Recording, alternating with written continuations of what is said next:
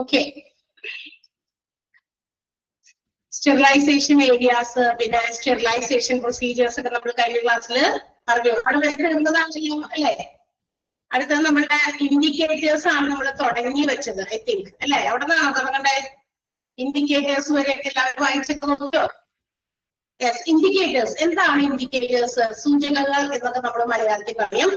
Indicators to indicate something അല്ലെ? എന്തെങ്കിലുമൊക്കെ കാര്യങ്ങളെ സൂചിപ്പിക്കാൻ അതിന്റെ സൂചകങ്ങളായിട്ട്. In sterilisation area also it needs some indicators. നമുക്കറിയാം ഈ സ്റ്റെറിലൈസേഷൻ പ്രൊസീജിയേഴ്സ് നടക്കുന്ന സമയത്ത് അല്ലെങ്കിൽ അത്തരം ഏരിയാസിലും ചില ഇൻഡിക്കേറ്റേഴ്സിന്റെ ആവശ്യമുണ്ട്. അതിന് വേണ്ടിയിട്ടുള്ള പ്രധാനപ്പെട്ട ക്വാളിറ്റി ഇൻഡിക്കേറ്റേഴ്സ് CSSP ആണ് നമ്മൾ പഠിക്കാൻ പോകുന്നത്. Mechanical indicator, chemical indicator and biological indicator. 3 രീതിയിലുള്ള ഇൻഡിക്കേറ്റേഴ്സ് ആണ്. ഏതൊക്കെയാണ്? മെക്കാനിക്കൽ ആണ്. ആസ് ദ നെയിം ഇൻഡിക്കേറ്റ്സ്, ആ പേര് സൂചിപ്പിക്കുന്നത് പോലെ it displays the record, time, temperature, humidity, pressure, etc. while the sterilization cycle or sterilization process is going on. അതായത് ഒരു സ്റ്റെറിലൈസേഷൻ സൈക്കിൾ നടന്നുകൊണ്ടിരിക്കുന്ന സമയത്ത് ആ സമയത്ത് അതിന്റെ അകത്ത് ഉപയോഗിക്കുന്ന ടെമ്പറേച്ചർ, അതിന്റെ ടൈം, മറ്റു കാര്യങ്ങളൊക്കെ റെക്കോർഡ് ചെയ്യാൻ വേണ്ടി, അതിന്റെ അകത്തുള്ള ഹ്യൂമിഡിറ്റി, ഓൾ ദീസ് തിങ്സ് ഇതൊക്കെ റെക്കോർഡ് ചെയ്യാൻ വേണ്ടിയിട്ടുള്ള ഇൻഡിക്കേറ്റേഴ്സ്. അതിനെയാണ് നമ്മൾ മെക്കാനിക്കൽ യൂസിങ് മെഷീൻ ആണത്.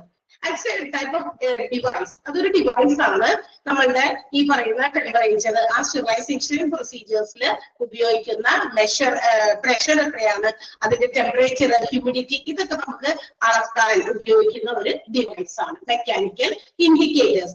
എന്തൊക്കെയാണോ ഇവിടെ നടക്കുന്നത് അതിനെയൊക്കെ നമുക്ക് സൂചിപ്പിക്കാൻ, അല്ലെങ്കിൽ അതൊക്കെ നമുക്ക് എന്താണെന്ന് മനസ്സിലാക്കാൻ വേണ്ടിയിട്ടുള്ള ചില കാര്യങ്ങളാണ്. അതിൽ മെഷീൻ സംബന്ധമായിട്ടുള്ള കാര്യമാണ്. ആ മെഷീനകത്ത് നടക്കുന്ന കാര്യങ്ങളുടെ ടെമ്പറേച്ചറും പ്രഷറും ഒക്കെ നമുക്ക് ഇൻഡിക്കേറ്റ് ചെയ്യാനുള്ളതാണ് മെക്കാനിക്കൽ ഇൻഡിക്കേറ്റർ എന്ന് പറയുന്നത്. അത് കഴിഞ്ഞ ദിവസം നമ്മൾ പറഞ്ഞതാണ്. പറഞ്ഞോ? മെക്കാനിക്കൽ ഇൻഡിക്കേറ്റർ എന്താണെന്ന് പറഞ്ഞതല്ലേ? ഈ 3 ഇൻഡിക്കേറ്റേഴ്സും ഇമ്പോർട്ടന്റ് ആണ്. അത് അണ്ടർലൈൻ ചെയ്യാം. Mechanical indicators are used for displaying record, time, temperature, pressure, etcetera, humidity, etc. throughout the sterilization cycle. ആ സൈക്കിൾ നടക്കുന്ന സമയത്ത് എന്തൊക്കെയാണ് ഈ പറയുന്ന കാര്യങ്ങളൊക്കെ എങ്ങനെയാണ് സൂചിപ്പിക്കേണ്ടത്, അതൊക്കെ ഡിസ്പ്ലേ ചെയ്യാനുള്ള ഒരു ഡിവൈസ് ആണ്. ആൻഡ് അതുപോലെ തന്നെ മറ്റൊരു ഇൻഡിക്കേറ്റർ ആണ് കെമിക്കൽ ഇൻഡിക്കേറ്റർ ആണ്. That is the physical conditions inside the sterilising chamber. ആ സ്റ്റെറിലൈസേഷൻ പ്രൊസീജിയർ നടക്കുന്ന ചേംബറിനകത്ത് അതിന്റെ ഫിസിക്കൽ കണ്ടീഷൻസ് എന്ന് വെച്ചിട്ടുണ്ടെങ്കിൽ എന്താ പറയുക, ഈ ഓട്ടോക്ലേവ് അല്ലെങ്കിൽ ഈ സ്റ്റീം സ്റ്റെറിലൈസിംഗ് ഒക്കെ കൃത്യമായിട്ട് ഫങ്ഷൻ ചെയ്യുന്നുണ്ട്, വർക്ക് ചെയ്യുന്നുണ്ട്, വർക്കിംഗ് കണ്ടീഷനിലാണ് എന്ന് സൂചിപ്പിക്കാൻ വേണ്ടിയുള്ളതാണ് കെമിക്കൽ ഇൻഡിക്കേറ്റേഴ്സ്. മനസ്സിലായോ? ഇതൊക്കെ നിങ്ങൾക്ക് ഇതിനകത്ത് വേണമെങ്കിൽ സെർച്ച് ചെയ്ത് നോക്കിക്കഴിഞ്ഞാൽ അതിന്റെയൊക്കെ 1-2 ഇവിടെ കാണിച്ചിട്ടുണ്ട്. കെമിക്കലും ബയോളജിക്കൽ ഇൻഡിക്കേറ്റേഴ്സിന്റെ ചില സൂചകങ്ങളുടെ ഒരു എന്താ പറയുക എക്സാമ്പിൾ ആയിട്ട് ഇവിടെ കാണിച്ചിട്ടുണ്ട്. നമുക്കിത് സെർച്ച് ചെയ്ത് നോക്കിക്കഴിഞ്ഞാൽ കൂടുതൽ ഇൻഫോർമേഷൻസ് അതിനെ കുറിച്ച് കിട്ടും. നമുക്ക് അത്തരം വലിയ എന്താ പറയാ ഡീപ്പായിട്ടുള്ള കാര്യങ്ങളിലേക്ക് നമുക്ക് ആവശ്യമില്ല പോകാനായിട്ട്. സ്റ്റെറിലൈസിംഗ് പ്രൊസീജിയേഴ്സ് കണ്ടക്ട് ചെയ്യുമ്പോൾ അതിനകത്ത് ഉപയോഗിക്കുന്ന ടെമ്പറേച്ചറും പ്രഷറും ഒക്കെ എങ്ങനെയുണ്ടെന്ന് സൂചിപ്പിക്കാനും, ആൻഡ് ഓൾസോ ആ സ്റ്റെറിലൈസിംഗ് ചേംബറിനകത്ത് പ്രോപ്പർ ആയിട്ട് അതിന്റെ വർക്കിംഗ്സ് നടക്കുന്നുണ്ട്, ഫങ്ഷൻസ്, ഓപ്പറേഷൻസ് നടക്കുന്നുണ്ടെന്ന് സൂചിപ്പിക്കാനും, അതിനുശേഷം ഈ എന്താ പറയാ ബയോളജിക്കൽ ഇൻഡിക്കേറ്റേഴ്സ് ഉപയോഗിക്കുന്നത് സ്റ്റെറിലൈസേഷൻ പ്രൊസീജിയേഴ്സ് അക്യുറേറ്റ് ആയിട്ട് നടന്നു എന്ന് വെച്ചിട്ടുണ്ടെങ്കിൽ കൃത്യതയോടെ, അതായത് ആ ഒരു സ്റ്റെറിലൈസേഷൻ പ്രോപ്പർ ആയിട്ടാണോ നടന്നിരിക്കുന്നത്, സ്റ്റെറിലൈസേഷൻ എത്രത്തോളം ഭംഗിയായിട്ട് അത് ചെയ്തിട്ടുണ്ട് എന്നുള്ളത് കൺഫേം ചെയ്യാനൊക്കെ വേണ്ടിയിട്ടാണ് മൈക്രോബയോളജിക്കൽ ഇൻഡിക്കേറ്റേഴ്സ്. 3 കാര്യമാണ് ചെയ്യുന്നത്. അത് ഓർക്കുക. നമ്മൾ മെക്കാനിക്കല് ആ മെഷീനകത്തുള്ള ഹ്യൂമിഡിറ്റി, പ്രഷർ, മറ്റു കാര്യങ്ങളൊക്കെ സൂചിപ്പിക്കാനും, കെമിക്കൽ ഇൻഡിക്കേറ്റേഴ്സ് ആ മെഷീന്റെ അതായത് സ്റ്റെറിലൈസിംഗ് ചേംബറിനകത്തുള്ള ഫിസിക്കൽ കണ്ടീഷൻസ് എന്താ പറയാ മനസ്സിലാക്കാനും വേണ്ടിയിട്ട്, and to confirm that the sterilising chamber is working well, അതായത് നല്ല രീതിയിൽ അത് പ്രവർത്തിക്കുന്നുണ്ട്, അതിന്റെ പ്രവർത്തനങ്ങളൊക്കെ നടക്കുന്നുണ്ട്. നമ്മൾ വെറുതെ കുറെ എക്യുപ്മെന്റുകൾ, സർജിക്കൽ എക്യുപ്മെന്റ്സും അതുപോലെ തന്നെ എന്താ പറയാ മറ്റ് ലാബിൽ ഉപയോഗിക്കുന്ന എക്യുപ്മെന്റ്സ് ഒക്കെ കൊണ്ടുവന്നത് സ്റ്റെറിലൈസിംഗ് ചെയ്യുന്നതിന് വേണ്ടിയിട്ട് ഓരോ സ്റ്റെപ്സ് ഒക്കെ നമ്മൾ കഴിഞ്ഞ ക്ലാസ്സിൽ കണ്ടു അല്ലെ. ഇത് മാത്രമൊക്കെ ചെയ്ത് ഈ സ്റ്റെറിലൈസിംഗ് ചേംബറിനകത്ത് വെച്ച് കൊടുത്തു കഴിഞ്ഞിട്ട് ബാക്കി നമ്മൾ കൈകെട്ടി നോക്കിയാൽ പോരാ അല്ലെ. അതിനകത്തുള്ള കാര്യങ്ങളും സ്റ്റെറിലൈസിംഗ് പ്രോപ്പർ ആയിട്ട് നടക്കുന്നുണ്ടെന്നുകൊണ്ട് we have to confirm. So our confirmation of the indicators are used in CSSP. But chemical indicators are designed to find out the physical conditions inside the sterilizing chamber. Sterilizing chamber the physical conditions. And it confirms that the steam sterilizing or regular sterilizing is properly working. Proper working confirm chemical indicators in the clear ayo? Mechanical, chemical മനസ്സിലായോ? ഓരോന്നിനും ഓരോന്നിന്റെ purpose ആണ്. എല്ലാം ഒരുപോലെ അല്ല കേട്ടോ. ഇനി biological indicators, അതിനെ bio indicators എന്നും മറ്റൊരു പേരുണ്ട്. Bio indicators is also known as biological indicators, അല്ലെങ്കിൽ biological indicators are also known as bio indicators. ഇതെന്ന് പറയുന്നത് ലിവിംഗ് ഓർഗാനിസംസ് ആണ്, like micro organisms. Micro organisms means the organisms which cannot be seen with our naked eye, അല്ലെ, നമ്മുടെ കണ്ണുകൊണ്ട് കാണാൻ പറ്റില്ലാത്ത ചില സൂക്ഷ്മ ജീവികൾ ഉപയോഗിച്ചിട്ടുള്ള ഇൻഡിക്കേറ്റേഴ്സ് ആണ്. എന്ന് വെച്ചാൽ it is to confirm whether the sterilising performance or the sterilising performance or procedures are effectively done. വളരെ ഇഫക്റ്റീവ് ആയിട്ട് സ്റ്റെറിലൈസിംഗ് പ്രൊസീജിയേഴ്സ് നടക്കുന്നുണ്ട് എന്ന് കൺഫേം ചെയ്യുന്നതാണ്. ഇത് കൺഫേം ചെയ്യാനായിട്ട് എന്താ പറയാ, നമ്മളുടെ ഇതിന്റെ അകത്തെ ഇതിങ്ങനെ നടന്നുകൊണ്ടിരിക്കുന്ന സമയത്ത് ഈ ഇൻഡിക്കേറ്റേഴ്സ് ഉപയോഗിച്ചു കഴിഞ്ഞാൽ എന്താ പറയാ, ഒരു പർട്ടിക്കുലർ പോയിന്റിൽ വരുമ്പോ അതിന്റെ കളർ ചേഞ്ച് ആകും. മനസ്സിലായി? കളർ ചേഞ്ചിലാണ് എന്ത് ചെയ്യാൻ നമുക്ക് സ്റ്റെറിലൈസേഷൻ ഡിഫറൻസ് നമുക്ക് മനസ്സിലാക്കാൻ പറ്റും. അത് നല്ല രീതിയിൽ ആ കളർ ചേഞ്ച് വന്നിട്ടുണ്ടെങ്കിൽ we can confirm that the sterilising procedure has been done effectively and efficiently. വളരെ എഫക്റ്റീവ് ആയിട്ടും അക്യുറേറ്റ് ആയിട്ടും സ്റ്റെറിലൈസിംഗ് പ്രൊസീജിയർ നടന്നിട്ടുണ്ട് നമുക്ക് മനസ്സിലാക്കാൻ സാധിക്കും. അത് നിങ്ങൾ പെട്ടെന്ന് നിങ്ങൾ സെർച്ച് ചെയ്ത് നോക്കിക്കഴിഞ്ഞാൽ അതെങ്ങനെയാണ് എന്ന് മനസ്സിലാക്കാൻ പറ്റും. വെറുതെ ഒന്ന് അറിയാൻ വേണ്ടി മാത്രം നിങ്ങൾക്കൊന്ന് സെർച്ച് ചെയ്ത് നോക്കിയാൽ, അല്ലാതെ കുഴപ്പമില്ല. അപ്പൊ ഇതാണ് അതിനകത്ത് ഇത് ലിവിംഗ് ഓർഗാനിസംസിനെ ഉപയോഗിച്ചാൽ ബയോളജിക്കൽ ആ പേരിൽ തന്നെ നമുക്ക് ഓർക്കുക. ബയോളജി ലിവിംഗ് ഓർഗാനിസംസിനെ കുറിച്ചിട്ടുള്ള പഠനമാണ് ബയോളജി. അപ്പൊ ബയോളജിക്കൽ ഇൻഡിക്കേറ്റേഴ്സ് ഉപയോഗിക്കുന്നത് മൈക്രോ ഓർഗാനിസംസ് ആണ്. ഇത് ഉപയോഗിച്ചിട്ടാണ് സ്റ്റെറിലൈസിംഗ് പ്രൊസീജിയർ അക്യുറേറ്റ് ആയിട്ട് പെർഫെക്റ്റ് ആയിട്ട് ക്യാരി ഓൺ ചെയ്തിട്ടുണ്ട് എന്ന് കൺഫേം ചെയ്യുന്നത്. ക്ലിയർ ആയോ? 3 mechanical, chemical and biological indicators. Clear ആണല്ലോ അല്ലെ? യെസ്. ഇനി അപ്പൊ നിങ്ങൾ 3 അണ്ടർലൈൻ ചെയ്തേക്കാം. 3 ഇൻഡിക്കേറ്റേഴ്സും ഏതൊക്കെയാണ് വേണമെങ്കിൽ ചോദിക്കാം. Dash indicators R the indicators which use for confirming sterilizing performance. സ്റ്റെറിലൈസിംഗിന്റെ പെർഫോമൻസും അതുപോലെ തന്നെ അതിന്റെ വെരിഫിക്കേഷനും മറ്റൊക്കെ കാര്യങ്ങളൊക്കെ മനസ്സിലാക്കാൻ വേണ്ടിയിട്ടാണ്. ഓക്കെ, ഉപയോഗിക്കാം. അപ്പൊ അത് ഏത് വേണമെങ്കിലും ചോദിക്കാൻ സാധ്യത ഉള്ളത് കൊണ്ട് 3 അണ്ടർലൈൻ ചെയ്ത് വെച്ചേക്കാം. ഈ ബയോളജിക്കൽ ഇൻഡിക്കേറ്റേഴ്സ് ഇവിടെ നമുക്ക് കാണിച്ചിട്ടുണ്ട് ഒരു എക്സാമ്പിൾ പോലെ. നിങ്ങൾ സെർച്ച് ചെയ്യുന്ന കൂടുതൽ കാണാൻ പറ്റും. കെമിക്കൽ ഇൻഡിക്കേറ്റേഴ്സ് കുറച്ചിങ്ങനെ ടൈപ്പ് പോലത്തെ ഒരു രീതിയിലാണ് അത് ഉപയോഗിക്കുന്നത്. ഓക്കെ, ഇനി അടുത്തത് CSSD ഡിസ്ട്രിബ്യൂഷൻ സിസ്റ്റം ആണ്. Distribution sterilised articles. നമുക്കറിയാം, after sterilisation it has to be distributed to the various departments. അതായത് നമുക്ക് സാധാരണ നമ്മൾ പറഞ്ഞതുപോലെ തന്നെ CSSD ഒരു പ്രൊസീജിയർ ഉണ്ട്. അതൊരു എന്താ പറയാ, ഒരു യൂണി ഡിറക്ഷണൽ ഫ്ലോ എന്നാണ് നമ്മൾ പറഞ്ഞു. CSSD വരുന്ന ഓരോ എക്യുപ്മെന്റ്സും, surgical equipments whatever it may be, ഇത് റിസീവ് ചെയ്യുന്നത് മുതൽ അതിങ്ങനെ ഓരോ സെക്ഷനിൽ റിസപ്ഷൻ ഏരിയയിൽ നിന്ന് പിന്നെ അടുത്തത് ക്ലീനിങ് ഏരിയയിലേക്ക് അങ്ങനെ ഓരോന്നിലേക്ക് മാറിയൊക്കെ കൊടുത്തതിന് ശേഷം and after everything is completed, sterilizing procedure വരെ complete ചെയ്ത് കഴിഞ്ഞാൽ the articles which is provided at the CSSD യിൽ എത്തിച്ചേർന്നിരിക്കുന്ന എല്ലാ ആർട്ടിക്കിൾസും എല്ലാം തന്നെ it should be issued to the counter. അതായത് നമ്മള് എന്താ പറയാ, അത് every time the departments they arrive for receiving such അവരുടെ ഈ പറയുന്ന എക്യുപ്മെന്റുകളൊക്കെ തിരിച്ച് അതാത് ഡിപ്പാർട്ട്മെന്റുകൾ വേണമെങ്കിൽ സ്വീകരിക്കാൻ ഏത് സമയത്തും വരാം. അപ്പൊ അതെല്ലാം കഴിഞ്ഞ് കഴിഞ്ഞാൽ വേഗം തന്നെ അത് ആദ്യത്തെ ഈ പറയുന്ന പോലെ കൗണ്ടറിലേക്ക് എത്തിച്ചിരിക്കണം. എക്സ്ചേഞ്ചിന് വേണ്ടിയിട്ട് തിരിച്ചങ്ങോട്ടേക്ക് തന്നെ കൊടുക്കാൻ വേണ്ടി ക്ലീൻ ചെയ്ത എല്ലാ കാര്യങ്ങളും ആഫ്റ്റർ ക്ലീനിങ് കഴിഞ്ഞതിന് ശേഷം കൗണ്ടറിൽ എത്തിക്കുക എന്നുള്ളതാണ്. Okay. Then requisition system ആണ്. Articles which are needed by the users. ഇനി അത് ഉപയോഗിക്കുന്ന ആളുകൾ, that means the departments. ഇപ്പൊ ഓപ്പറേഷൻ തിയേറ്റർ ആണെങ്കിൽ അവര്, അല്ലെങ്കിൽ മറ്റേതെങ്കിലും ഡിപ്പാർട്ട്മെന്റ്, ഇപ്പൊ ലാബിലെ ഐറ്റംസ് ആണെങ്കിൽ അവര്, they have to use it daily. അവർക്ക് കറക്റ്റ് ആയിട്ട് ഡെയിലി അവർക്ക് അത് വേണം. So it have to be gathered from the CSSD counter. ഈ പറയുന്ന ഏത് സിസ്റ്റം എന്താ പറയുക ഡിപ്പാർട്ട്മെന്റിനാണോ അവരവരുടെ യൂസേഴ്സ് അവരവരുടെ എക്യുപ്മെന്റ്സ് എവിടെ നിന്ന് വന്ന് കളക്ട് ചെയ്യണം, CSSD കളക്ട് ചെയ്യണം. നമ്മൾ നേരത്തെ പറഞ്ഞ കാര്യങ്ങളാണ്, അറിയാം നമുക്ക്. ഇവിടെ കൊണ്ടുവന്ന് ക്ലീൻ ചെയ്ത് സ്റ്റെറിലൈസ് ചെയ്ത് അവരുടെ കൗണ്ടറിൽ സ്റ്റോർ ചെയ്ത് വെക്കുകയാണ്. So each and every department ഏതൊക്കെ ഡിപ്പാർട്ട്മെന്റിൽ നിന്ന് കളക്ട് ചെയ്ത് വന്നിട്ടുണ്ടോ അതെല്ലാം അവർ വന്നിട്ട് തിരിച്ചവരുടെ ഈ പ്രൊസീജിയർ കഴിഞ്ഞതിന് ശേഷം കളക്ട് ചെയ്ത് ഗ്യാദർ ചെയ്ത് കൊണ്ടുപോകണം. അത് ഒബ്വിയസ്ലി നമുക്കറിയാലോ, അങ്ങനെ തന്നെയല്ലേ ചെയ്യേണ്ടത്. അത് റെഗുലർ ആയിട്ടുള്ള ബേസിസിൽ അവർ വന്ന് അവരവരുടെ കാര്യങ്ങൾക്ക് വേണ്ടി ഉപയോഗിക്കാൻ വേണ്ടി എടുത്തിട്ടുണ്ട്. ഓക്കെ, ഗ്രോസറി സിസ്റ്റം പറഞ്ഞിട്ടുണ്ട്. ഗ്രോസറി സിസ്റ്റം ദാറ്റ് മീൻസ് ഒരു സ്പെസിഫിക് പീരീഡിലാണ്, അതായത് ഒരു സ്യൂട്ടബിൾ ആയിട്ടുള്ള ഒരു ഇന്റർവെൽസില് എന്ന് വെച്ചിട്ടുണ്ടെങ്കിൽ ഒരു സമയം ഉണ്ടാകും. See, after using in an operation theatre, some surgical equipments have to be sent for sterilization. നമ്മുടെ ഓപ്പറേഷൻ തിയേറ്ററിൽ ഉപയോഗിക്കുന്നത് ഫോർ എക്സാമ്പിൾ ആണ്.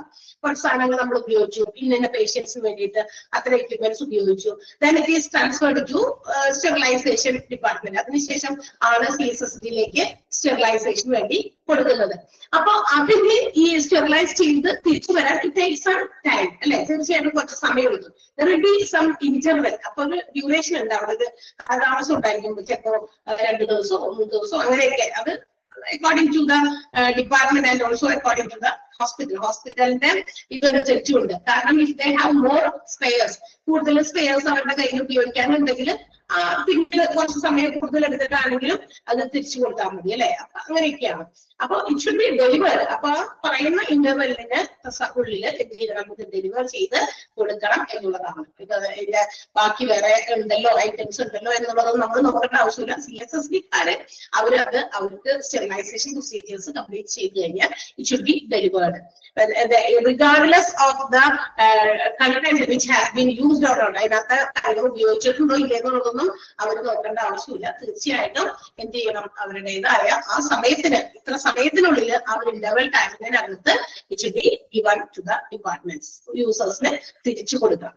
മനസ്സിലായോ? അതൊക്കെ ജസ്റ്റ് ഒന്ന് വായിച്ചു നോക്കിയാൽ മതി. ഇതിനകത്തൊന്നും നമുക്ക് കൂടുതലായിട്ട് എന്താ പറയാ പഠിക്കാനൊന്നുമില്ല. CSSD ഡിസ്ട്രിബ്യൂഷൻ സിസ്റ്റം ആ ഒരു പോയിന്റുകൾ മാത്രം നിങ്ങൾ ജസ്റ്റ് ഒന്ന് അറിഞ്ഞാൽ മതി. ക്ലീൻ ഫോർ ഡേർട്ടി എക്സ്ചേഞ്ച്, ക്ലീനിങ്ങിന് വേണ്ടിയിട്ട് ഡേർട്ടി ആയിട്ടുള്ള കാര്യങ്ങൾ എന്താ പറയാ സ്റ്റെറിലൈസ് ചെയ്യാൻ വേണ്ടി കൊടുക്കുന്നത്. അത് കഴിഞ്ഞ് അതാത് ഡിപ്പാർട്ട്മെന്റുകാരുടെ റിക്വസിഷൻ അവരുടെ റിക്വസ്റ്റ് അനുസരിച്ച് അവരുടെ യൂസിന് വേണ്ടിയിട്ട് തിരിച്ച് കളക്ട് ചെയ്ത് കൊണ്ടുപോകുന്നത്. ഗ്രോസറി സിസ്റ്റം എന്ന് പറഞ്ഞാൽ സ്യൂട്ടബിൾ ഇന്റർവെൽസിൽ ഇറ്റ് ഷുഡ് ബി ഇഷ്യൂഡ്. അത് തീർച്ചയായിട്ടും ആ ഇന്റർവെൽസിലല്ല ഇഷ്യൂ ചെയ്ത് കൊടുക്കേണ്ടതാണ്. പിന്നെ ക്വാട്ട സിസ്റ്റമാണ്. അതായത് നേരത്തെ തന്നെ അവര് different items whatever it is received in the CSSD ഡിപ്പാർട്ട്മെന്റിൽ കിട്ടുന്ന എല്ലാ ഐറ്റംസും നമ്മൾ നേരത്തെ പറഞ്ഞിരുന്നു. It should be record. കൃത്യമായിട്ട് റെക്കോർഡ് ചെയ്ത് വെക്കണം. അതിന്റെ stocks everything should be record. ഇത്ര പേഴ്സ് ഓഫ് ഇത് കിട്ടി, ഇത്ര സിസേഴ്സ് ഉണ്ട്, whatever it may be, എന്താണോ അത് കൃത്യമായിട്ട് എണ്ണി തിട്ടപ്പെട്ട് സ്റ്റോക്ക് ലെവലിൽ കൃത്യമായിട്ട് മെയിൻറ്റെയിൻ ചെയ്യണം. കാരണം at the time of delivery ചെയ്യുന്ന ആളുകൾ തിരിച്ച് എടുത്തുകൊണ്ട് പോകുന്ന സമയത്തും എന്താ പറയാ ഈ പറയുന്ന കാര്യങ്ങളെല്ലാം തന്നെ ക്രോസ് ചെക്ക് ഒക്കെ ചെയ്ത് നോക്കേണ്ടി വരും അല്ലെ. അതിനകത്ത് നേരത്തെ കൊടുത്തപ്പോ ഇത്രയുണ്ടായിരുന്നു, ഇതിലിപ്പോ അത്രയും കാണുന്നില്ല, ഏതെങ്കിലും തരത്തിലുള്ള ഡെഫിഷ്യൻസി ഉണ്ട് എന്നൊക്കെ ഉണ്ടെങ്കിൽ അതൊക്കെ കണ്ടുപിടിക്കാൻ അത് സഹായിക്കും. അപ്പൊ എവിടെയാണ് മിസ്സായത്, ഓൾ മീൻസ് അതൊക്കെ മെയിൻറ്റെയിൻ ചെയ്യേണ്ടത് ഡെലിവറി പേഴ്സണൽ ആണ്. ആരാണോ ഡെലിവർ ചെയ്ത് കൊടുക്കുന്നത് അവര് അത് എന്താ പറയാ CSSD-യിൽ നിന്ന് കൊണ്ടുപോകുന്നതിന് മുമ്പ് തന്നെ അവരത് ചെക്ക് ചെയ്തിട്ടാണ് തിരിച്ചു കൊണ്ടുപോകുക. അപ്പൊ സ്റ്റോക്ക് ലെവൽസ് എല്ലാം തന്നെ ഓരോ യൂണിറ്റിന് വേണ്ടിയിട്ട് മെയിൻറ്റെയിൻ ചെയ്യണം എന്നുള്ളത്. ക്ലിയർ ആയോ? മനസ്സിലായോ? ഓക്കെ, നിങ്ങൾ ജസ്റ്റ് ഒന്ന് വായിച്ചു നോക്കിയാൽ മതി. നമുക്ക് അതിനകത്ത് കാണാതെ പഠിക്കാനായിട്ട് ഒന്നുമില്ല. Now, administering and monitoring ആണ്. അഡ്മിനിസ്ട്രേറ്റീവ് മോണിറ്ററിംഗ് ആണ് എന്ന് വെച്ചിട്ടുണ്ടെങ്കിൽ എവറി ഡിപ്പാർട്ട്മെന്റ്, എല്ലാ ഡിപ്പാർട്ട്മെന്റിനും അതിൻ്റെതായിട്ടുള്ള some written policies and procedures ആണ്. എല്ലാവർക്കും അവരവരുടേതായ ഓരോ ഡിപ്പാർട്ട്മെന്റും ഫോളോ ചെയ്യേണ്ട ചില പോളിസീസ് ആൻഡ് പ്രൊസീജിയേഴ്സ് ഒക്കെ ഉണ്ട്. And in this CSSD department also there are some written policies and procedures which have to be strictly followed by the responsible personnel or responsible officer who is in charge of sterilizing or disinfecting items. And the sterilization procedures നടത്തുന്നവരും sterilizing supplies നെ കൈകാര്യം ചെയ്യുന്നവരും sterilise ചെയ്യേണ്ട ഉപകരണങ്ങളെയൊക്കെ ആരാണോ അത് നോക്കി handle ചെയ്യേണ്ടത് ഇവർക്ക് എല്ലാവർക്കും തീർച്ചയായിട്ടും ഉത്തരവാദിത്തമുണ്ട്. സോ ആ ഉത്തരവാദിത്തങ്ങൾ അവർ ഫോളോ ചെയ്യേണ്ടത് according to the written policies and procedures ആണ്. ഇത് ഹാൻഡിൽ ചെയ്യുമ്പോൾ നമ്മൾ ശ്രദ്ധിക്കേണ്ട ചില കാര്യങ്ങളൊക്കെ ഉണ്ട്, നിയമങ്ങളൊക്കെ ആ രീതിയിൽ തന്നെ ഫോളോ ചെയ്യാനായിട്ട് അതിനകത്ത് അതുമായിട്ട് ഹാൻഡിൽ ചെയ്യുന്നവർക്ക് എന്താ പറയാ ഉത്തരവാദിത്തം ഉണ്ടെന്നാ പറയാം. പിന്നെ മാത്രമല്ല ഇപ്പൊ സ്റ്റെറിലൈസേഷൻ എന്ന് പറയുന്നത് നല്ല രീതിയിൽ they cannot maintain, നല്ല രീതിയിൽ അവർ മെയിൻറ്റെയിൻ ചെയ്തില്ലെങ്കിൽ അവർ ഫെയിലിയർ ആണ്. ദാറ്റ് മീൻസ് അവർ ഫെയിൽ ആയി എന്നാണ്. നല്ല രീതിയിൽ ഇപ്പൊ അവര് കൊണ്ടുവരുന്ന സപ്ലൈസിന്റെ സ്റ്റോക്ക് കൃത്യമായിട്ട് കീപ്പ് ചെയ്യുന്നില്ല, സ്റ്റെറിലൈസേഷൻ പ്രൊസീജിയേഴ്സ് ഇൻഡിക്കേറ്റേഴ്സ് ഒക്കെ ഉപയോഗിച്ച് എന്താ പറയാ അത് ചെക്ക് ചെയ്തു, പക്ഷേ എങ്കിലും അതിന്റെ 100% റിസൾട്ട് കിട്ടിയില്ല. അങ്ങനെ എവിടെയെങ്കിലൊക്കെ ഫോൾട്ട് വന്നു കഴിഞ്ഞാൽ it means it's failure from the part of CSSD department. തീർച്ചയായിട്ടും CSSD ഡിപ്പാർട്ട്മെന്റിന്റെ പരാജയമായിട്ടാണ് നമുക്കത് മനസ്സിലാക്കാൻ പറ്റുള്ളൂ. അപ്പൊ എവറിത്തിങ് ഷുഡ് ബി ക്ലിയർ. എല്ലാ ഡിപ്പാർട്ട്മെന്റുകളും പോലെ തന്നെ ഇതിപ്പോ ഡിസ്ഇൻഫെക്റ്റന്റ് ചെയ്യാനല്ലേ ഉള്ളൂ, വലിയ കാര്യമായിട്ട് വേറെ ഒന്നും നമുക്ക് ശ്രദ്ധിക്കാനില്ല. ഇപ്പൊ ഒരു പേഷ്യന്റിനെ നമ്മള് ശുശ്രൂഷിക്കാൻ കെയർ ചെയ്യുന്നത്, അവരെ എന്താ പറയാ അവർക്ക് ഓപ്പറേഷൻസ് നടത്തുന്നു, അല്ലെങ്കിൽ മറ്റേതെങ്കിലും മരുന്നുകൾ കൊടുക്കുന്നു, ഇത്രയും അതൊക്കെ ഭയങ്കര റിസ്ക് ആയിട്ടുള്ള കാര്യങ്ങളാണ്, റിസ്കി ഫാക്ടേഴ്സ് ആണ് നമ്മൾ ചിന്തിക്കും. പക്ഷെ അതിനേക്കാൾ വലിയ റിസ്കുകൾ ഈ ഒരു CSSD ഡിപ്പാർട്ട്മെന്റിൽ ക്ലീനിങ് ആണെങ്കിൽ കൂടി അവിടെയും നമ്മൾ നല്ല രീതിയിൽ കെയർ ചെയ്യണം എന്നാണ്. അല്ലെങ്കിൽ അത് വലിയ ഫെയിലിയർ ആയിരിക്കും, അത് കൂടുതൽ ദോഷമായിരിക്കും ഉണ്ടാക്കുന്നത്. മനസ്സിലായോ? സ്റ്റെറിലൈസേഷൻ ഡിപ്പാർട്ട്മെന്റിന്റെ ചില അവര് ആ പറയുന്ന ഐറ്റംസുമായിട്ട് ഹാൻഡിൽ ചെയ്യുമ്പോൾ ശ്രദ്ധിക്കേണ്ട കുറച്ച് കാര്യങ്ങൾ അവിടെ നമുക്ക് പോയിന്റ് ആയിട്ട് തന്നിട്ടുണ്ട്. പക്ഷെ പോയിന്റിന് മുമ്പ് ഈ ഒരു സെന്റൻസ് ഒന്ന് അണ്ടർലൈൻ ചെയ്യണം കേട്ടോ. Written policies procedures must be strictly followed by all personnel responsible and accountable for sterilizing and disinfecting items and for handling sterile supplies. ആ സെന്റൻസ് ബിഗ് സെന്റൻസ് ആണ്, പക്ഷെ ഇമ്പോർട്ടന്റും ആണ്.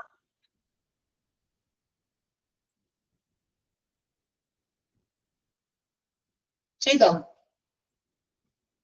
യെസ്. അപ്പൊ എന്തൊക്കെയാണ് കുറച്ച് എന്താ പറയാ policies and procedures നമുക്ക് നോക്കാം. Decontaminating terminally, sterilizing and cleaning all reusable items of disposable items. അതായത് നമ്മളുടെ കൊണ്ടുവരുന്ന എല്ലാ ഐറ്റംസും ഏതൊക്കെ തന്നെ ആയിക്കാട്ടെ, ഇപ്പൊ ചിലപ്പോ ഡിസ്പോസ് ചെയ്യുന്ന ഐറ്റംസ് ആയിരിക്കും, അതിൽ തന്നെ ചിലപ്പോൾ റീയൂസബിൾ ആയിട്ടുള്ള ഐറ്റംസ് ഉണ്ടായിരിക്കും. എല്ലാം തന്നെ കൃത്യമായിട്ട് അതിന്റെ ആ ഒരു സമയത്തിനുള്ളിൽ according to the time term അനുസരിച്ച് തന്നെ സ്റ്റെറിലൈസ് ചെയ്യണം, ക്ലീൻ ചെയ്യണം, ഡീകണ്ടാമിനേറ്റ് ചെയ്യണം, എന്നുവെച്ചാൽ അത് വിമുക്തമാക്കിയിരിക്കണം. മനസ്സിലായോ? ഇപ്പൊ ഡിസ്പോസ് ചെയ്യേണ്ട എന്താ പറയാ നമുക്ക് കളയേണ്ടതൊക്കെ ആണെങ്കിൽ കളയണം, പക്ഷെ അതിൽ നിന്ന് റീയൂസ് ചെയ്യാൻ പറ്റുന്ന ഐറ്റംസ് ആണെങ്കിൽ അങ്ങനെ. അപ്പൊ അതൊക്കെ എന്തായാലും റീയൂസ് ചെയ്യേണ്ടതാണെങ്കിൽ തീർച്ചയായിട്ടും അതിനെയും ഡീകണ്ടാമിനേറ്റ് ചെയ്യണം. സോ ആ ഒരു കാര്യങ്ങൾ കൂടി ശ്രദ്ധിക്കണം. അതിന്റെയൊക്കെ പോളിസീസിനകത്ത് ഈ പറയുന്ന പ്രൊസീജിയേഴ്സിനകത്ത് നിങ്ങൾക്ക് ഇത് പറഞ്ഞു വെച്ചിരിക്കുകയാണ്. Okay. Second one, packaging and labeling of items. Each and every item should be packed and labeled. എല്ലാം പാക്ക് ചെയ്ത് ലേബൽ ചെയ്തിരിക്കണം. ഇന്ന ഐറ്റംസ് അതിന്റെ എന്താ പറയുക സ്റ്റെറിലൈസേഷൻ എന്ന് ചെയ്തു, എന്ന് കംപ്ലീറ്റ് ചെയ്തു, അങ്ങനെയുള്ള കാര്യങ്ങളൊക്കെ ഇൻഡിക്കേറ്റേഴ്സ് ഉപയോഗിച്ച് അതിന്റെ എന്താ പറയുക കൺഫേം ചെയ്തോ എന്നുള്ള കാര്യമൊക്കെ whatever it may be അതെല്ലാം കൃത്യമായിട്ട് ലെവലിൽ ചെയ്യിക്കുക. Loading and unloading the steriliser. സ്റ്റെറിലൈസറിനകത്തേക്ക് നമ്മൾ സ്റ്റെറിലൈസേഷന് വേണ്ടിയിട്ട് സപ്ലൈസ് ഈ പറയുന്ന സർജിക്കൽ സപ്ലൈസും equipments should be loaded and also unloaded. എന്ത് ചെയ്യണം? അകത്തേക്ക് വെക്കുന്നതിലും ഇത് പുറത്തേക്ക് എടുക്കുമ്പോഴൊക്കെ എന്താ പറയുക വളരെ കെയർഫുള്ളി ഹാൻഡിൽ ചെയ്യേണ്ടതാണ്. അത്തരം പ്രൊസീജിയേഴ്സ് ഒക്കെ അവർ എഴുതി വെച്ചിട്ടുണ്ട്. റിട്ടേൺ പോളിസീസ് ആൻഡ് പ്രൊസീജിയേഴ്സ് ആണ് ഇതിനൊക്കെ വേണ്ടി എഴുതി വെച്ചിരിക്കുന്നത്. അപ്പൊ വളരെ എന്താ പറയാ വളരെ കെയറായിട്ട് നമുക്ക് ശ്രദ്ധിച്ചാണ് ഈ പറയുന്ന കാര്യങ്ങളൊക്കെ ഹാൻഡിൽ ചെയ്യേണ്ടത്. ആ ഹാൻഡിൽ ചെയ്യുന്നതിന് കൃത്യമായിട്ട് ഉറപ്പ് വരുത്താനാണ് ഇതിങ്ങനെ എഴുതി തയ്യാറാക്കി വെച്ചിരിക്കുന്നത് ഈ പോളിസീസ് ആൻഡ് പ്രൊസീജിയേഴ്സ് കേട്ടോ. ഓപ്പറേറ്റിംഗ് സ്റ്റെറിലൈസർ ഓപ്പറേറ്റ് ചെയ്യുന്ന രീതിയിലും അതിനെ സംബന്ധിച്ച പ്രൊസീജിയേഴ്സും പോളിസീസും ഓൾസോ ഈസ് അതുകൊണ്ട് അവിടെ CSSD-യിൽ. Okay. Displaying and keeping of record of each cycle. ഓരോ സൈക്കിൾ കംപ്ലീറ്റ് ചെയ്യുമ്പോഴും അതിന്റെയൊക്കെ റെക്കോർഡ്സ് അതൊക്കെ കൃത്യമായിട്ട് റെക്കോർഡ് ചെയ്ത് കീപ്പ് ചെയ്യുക. എന്തൊക്കെയാണോ ഇപ്പൊ ഓരോ പ്രൊസീജിയേഴ്സ് കഴിയുമ്പോഴും അത് കൃത്യമായിട്ട് ഡിസ്പ്ലേ ചെയ്ത് അത് എന്താണ് റെക്കോർഡിൽ എഴുതി തയ്യാറാക്കി വെക്കാം. Adhering to safety measures and preventive maintenance protocol. അതായത് നമ്മൾ എന്തൊക്കെ എന്താ preventive measures have to be taken. while handling this CSSD equipments ഒക്കെ നമ്മൾ ഹാൻഡിൽ ചെയ്യുമ്പോൾ അതിന്റെ മെയിൻ്റെനൻസിന്റെ കാര്യത്തിൽ whatever safety measures and also preventive measures എന്തൊക്കെ സേഫ്റ്റി മെഷേഴ്സ് നമ്മൾ എടുക്കണം. ചില ഷാർപ്പ് ആയിട്ടുള്ള ഐറ്റംസ് ഒക്കെ we have to handle, നമുക്ക് ഹാൻഡിൽ ചെയ്യേണ്ടി വരും. അപ്പൊ നമ്മൾ എടുക്കേണ്ട ചില സേഫ്റ്റി മെഷേഴ്സ്, പിന്നെ ഇതിന്റെ മെയിൻ്റെനൻസുമായിട്ട് പ്രിവെന്റീവ് മെയിൻ്റെനൻസ്, ഇതിനെയൊക്കെ നമുക്ക് മെയിൻറ്റെയിൻ ചെയ്യാനുള്ള അതിന്റെ ചില protocols all will be there. അതിനെയൊക്കെ നമ്മൾ അനുസരിക്കണം. അതനുസരിച്ച് അതിന് റെസ്പോൺസിബിലിറ്റി നമുക്ക് ഓരോ പേഴ്സണൽസിനും അതിനകത്ത് ജോലി ചെയ്യുന്നവർക്ക് ഉണ്ട്. അതും അവർ പാലിക്കേണ്ടതാണ്. Storing of sterile items, sterilise ചെയ്ത ഐറ്റംസ് എല്ലാം തന്നെ കൃത്യമായിട്ട് സ്റ്റോർ ചെയ്യണം. പിന്നെ handling sterile names ready for use, അതായത് അവരുപയോഗിക്കുന്ന സ്റ്റെറിലൈസിന് വേണ്ടി ഉപയോഗിക്കുന്ന കാര്യങ്ങളൊക്കെ ഉണ്ടാവുമല്ലോ, അതൊക്കെ എപ്പോഴും കറക്റ്റ് ആയിട്ട് റെഡി ഫോർ യൂസ് ആയിരിക്കണം. എന്ന് വെച്ചാൽ ഓരോ ഐറ്റംസും അപ്പൊ തന്നെ എടുത്ത് ഉപയോഗിക്കാൻ പറ്റുന്ന രീതിയിൽ, ഇനി പിന്നെ അതിനകത്ത് വേറെ കാര്യങ്ങൾ നമുക്കൊന്നും ചെയ്യേണ്ട ആവശ്യമില്ല. റെഡി ഫോർ യൂസ് ആയിരിക്കണം, ആ രീതിയിലായിരിക്കണം തിരിച്ചു കൊടുക്കേണ്ടത്. Making sterile transfer to a sterile field, അതായത് സ്റ്റെറൈൽ ചെയ്ത ഐറ്റംസ് എല്ലാം തന്നെ ആ സ്റ്റെറൈൽ ഫീൽഡിലേക്ക്, എന്ന് വെച്ചാൽ ഇപ്പൊ ഓരോ എന്താ പറയാ നമ്മൾ കൊണ്ടുവരുന്ന സ്റ്റെറൈൽ ചെയ്യാനുള്ള സാധനങ്ങളും അതിന്റെ മറ്റേ സാധനങ്ങളെല്ലാം കൂടി മിക്സ് ആകാതിരിക്കാനായിട്ട് സ്റ്റെറിലൈസ്ഡ് ആയിട്ടുള്ള ഫീൽഡിലേക്ക് മാറ്റുന്നതുമായിട്ട് ബന്ധപ്പെട്ട പോളിസീസും എവറിഥിങ്, ഇതെല്ലാം തന്നെ ചില പോളിസീസ് ആൻഡ് പ്രൊസീജിയേഴ്സ് ആണ്. ഇത് ഒക്കെ ചെയ്യുമ്പോൾ they have to handle with care, ഇതൊക്കെ വളരെ കെയർഫുള്ളി ഹാൻഡിൽ ചെയ്യേണ്ട കാര്യങ്ങളാണ്. ക്ലിയർ ആയോ? ഇത് നിങ്ങൾ ജസ്റ്റ് ഒന്ന് വായിച്ചൊക്കെ നോക്കിയാൽ മതി. എന്തൊക്കെയാണ് സ്റ്റെറിലിറ്റി മര്യാദയ്ക്ക് ചെയ്തില്ലെങ്കിൽ, മെയിൻറ്റെയിൻ ചെയ്തില്ലെങ്കിൽ CSSBയുടെ പരാജയമാണ് എന്ന് പറഞ്ഞു. സോ ആ പരാജയം ഇല്ലാതിരിക്കാനാണ് എന്ത് ചെയ്യുന്നത് CSSB കുറച്ച് കാര്യങ്ങൾ അതിനകത്തുള്ള പേഴ്സണൽസ് മീൻസ് ആരാ? ജോലിക്കാരാണ്, എംപ്ലോയീസ് ആണ്. Employees have to be responsible for, അവർക്ക് ഉത്തരവാദിത്തമുള്ള ചില കാര്യങ്ങളാണ് ചെയ്തു വെച്ചിരിക്കുന്നത്. അത് ഫോളോ ചെയ്താണ് അവർ കാര്യങ്ങൾ മുന്നോട്ട് കൊണ്ടുപോകേണ്ടത്. ക്ലിയർ ആണല്ലോ? ഇത് ഇമ്പോർട്ടന്റ് ആണ്. ഇനി പറയാൻ പോകുന്ന ഈ points, job responsibilities of a CSSB incharge or CSSB manager. CSSB manage ചെയ്യുന്ന മാനേജറോ അല്ലെങ്കിൽ CSSBയുടെ ഇൻചാർജ് ആരെങ്കിലും ആകാം. ഇത് നമുക്കറിയാം, CSSB എന്ന് പറയുന്നത് it depends on the size of hospital. ഹോസ്പിറ്റലിന്റെ സൈസ് അനുസരിച്ച് അവിടുത്തെ പേഴ്സണൽ ഈ CSSBനകത്തുള്ള ടെക്നോളജീസും അതുപോലെ തന്നെ അതിന്റെ എന്താ പറയാ അവൈലബിലിറ്റീസും അതുപോലെ തന്നെ ഓരോ പ്രൊസീജിയേഴ്സ്, ഏത് ടൈപ്പ് ഓഫ് സ്റ്റെറിലൈസിംഗ് ആണ് നടക്കുന്നത് എന്നുള്ളത് നമ്പർ ഓഫ് പേഴ്സണൽസ്, ജോലിക്കാരെണ്ണമൊക്കെ അതിനെ ഡിപ്പെൻഡ് ചെയ്തിരിക്കും. അപ്പൊ അതുകൊണ്ട് ചിലപ്പോ അതിനെ മാനേജ് ചെയ്യുന്ന ഒരു മാനേജറും പിന്നെ അതിന്റെ താഴെ കുറെ സബോർഡിനേറ്റ്സ് ഒക്കെ ആയിരിക്കും. ചിലപ്പോ ഇതിന്റെ തന്നെ ഒരു ഇൻചാർജ് ആയിരിക്കും ഉണ്ടാകുക. അതുകൊണ്ടാണ് ആ രണ്ടുപേർക്കും ഒരേ കാര്യമാണ്, പൊസിഷനാണ്. അപ്പൊ റെസ്പോൺസിബിലിറ്റീസ് എന്തൊക്കെയാണെന്ന് നോക്കാം. നമ്മുടെ CSSB ഇൻചാർജ് അല്ലെങ്കിൽ CSSB മാനേജറിന്റെ overall supervision of the CSSB. First of all supervision, because മൊത്തത്തിൽ കൈകാര്യം ചെയ്യേണ്ടത് എല്ലാ കാര്യങ്ങളും ഫംഗ്ഷനിങ് ഒക്കെ പ്രോപ്പറായി നടക്കുന്നതെന്ന് കൺഫേം ചെയ്യേണ്ടത് മാനേജർ തന്നെയാണ്. അത് ഏത് മേഖലയിലാണെങ്കിലും മാനേജർ തന്നെയാണ് തീർച്ചയായിട്ടും. So obviously CSSBയിലും അങ്ങനെ തന്നെയാണ്. Supervision should be done by the CSSB manager or CSSB in charge. Then displaying the sterilization process. Sterilisation പ്രോസസ്സുകൾ കൃത്യമായിട്ട് ഡിസ്പ്ലേ ചെയ്യേണ്ടത് CSSB മാനേജർ. ഏത് പ്രൊസീജിയർ ആണ് കണ്ടക്ട് ചെയ്യേണ്ടത്, ഏത് പ്രൊസീജിയറിലൂടെ പോകണം എന്നുള്ളത്. Supervising, guiding and training staff. അപ്പൊ നമ്മുടെ CSSBയിലുള്ള സ്റ്റാഫുകൾ ആരൊക്കെയാണോ അവർക്ക് സമയാസമയങ്ങളിൽ വേണ്ട ട്രെയിനിങ്. ഇപ്പൊ ഏതെങ്കിലും പുതിയ ടെക്നോളജി ഒക്കെ ഉപയോഗിക്കാൻ തുടങ്ങി, പണ്ടത്തെ ട്രഡീഷണൽ രീതിയൊക്കെ മാറ്റി new technologies using, they have to educate the staff. അപ്പൊ അതനുസരിച്ച് ആരെ എന്ത് ചെയ്യണം, ഈ പറയുന്ന പുതിയ സിസ്റ്റം ഇപ്പൊ ഓട്ടോക്ലേവ് ചെയ്തുകൊണ്ടിരുന്നു, അതിന് പകരം വേറെ കൊണ്ടുവന്നു. അപ്പൊ ആ രീതിയൊക്കെ നിങ്ങൾക്ക് പറഞ്ഞ് മനസ്സിലാക്കി ട്രെയിൻ ചെയ്യിപ്പിക്കുന്നു അല്ലെ. അപ്പൊ അതൊക്കെ അതിനൊക്കെയുള്ള ഉത്തരവാദിത്തം ഇയാൾക്കാണ്. CSSB മാനേജർ അല്ലെങ്കിൽ ഇൻചാർജ് ആണ്. അതിന് വേണ്ടിയിട്ടുള്ള ഗൈഡൻസ്, സൂപ്പർവിഷനും അതുപോലെ training should be provided to the staff. Directing the duty roster and records. ഇനി നമ്മളുടെ ഡ്യൂട്ടി റോസ്റ്റർ തയ്യാറാക്കുക, റെക്കോർഡുകൾ തയ്യാറാക്കുക. ഡ്യൂട്ടി റോസ്റ്റർ അല്ല എന്താ, അതായത് what are the duties of each and every personnel.